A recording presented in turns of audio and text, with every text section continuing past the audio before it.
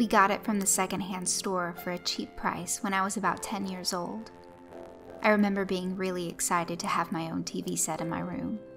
It was one of those 70s style TVs.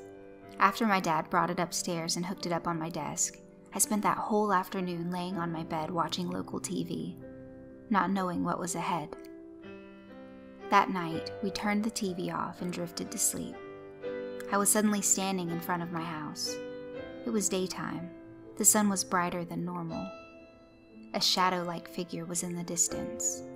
It looked like a man, but I couldn't tell. It seemed to be smiling as it started running towards me quickly. I took off, trying to get away. The shadow got closer and closer. It was about to catch me when I woke up. The TV was on full blast, which was strange because the TV was hard to turn on. You needed to pull a lever, and it wasn't easy to pull. I shut off the TV so it couldn't wake up my brother and baby sister. I drifted back to sleep. Over the past week, things got even creepier.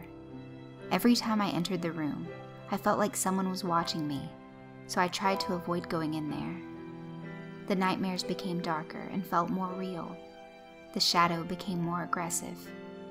I don't entirely remember, but it always had that haunting smile. The TV would always be on every time I woke up from a nightmare, even though I always shut it off before I went to bed. An odd incident occurred when my baby sister, who can barely walk in addition to being only 2 years old, was able to escape the crib before wandering to my parents' room. She stared at them with an expressionless face for a long amount of time. My dad kept telling me that the TV would always turn on at full blast in the middle of the night, and how it drove him crazy.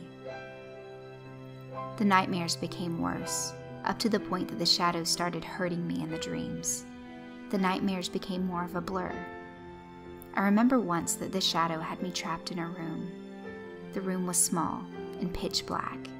The only thing I saw was that smile.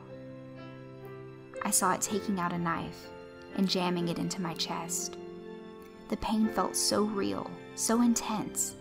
I instantly woke up and checked if I was alive. One morning I was in my room playing my Game Boy happily when I saw the shadow standing at my doorway. This time, I saw him clearly.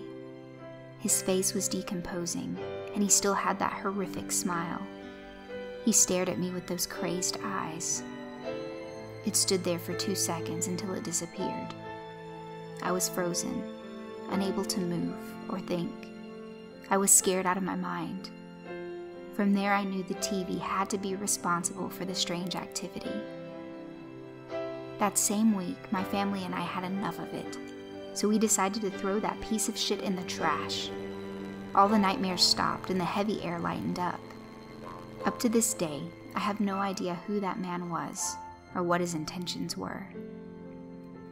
I guess the previous owner was attached to that TV and never let it go. The last time I saw that man was 2 days later, after we threw away the TV. It was night and dark. I was staring out of my window because I had nothing else to do. He was standing in an alley beside my house, waving goodbye.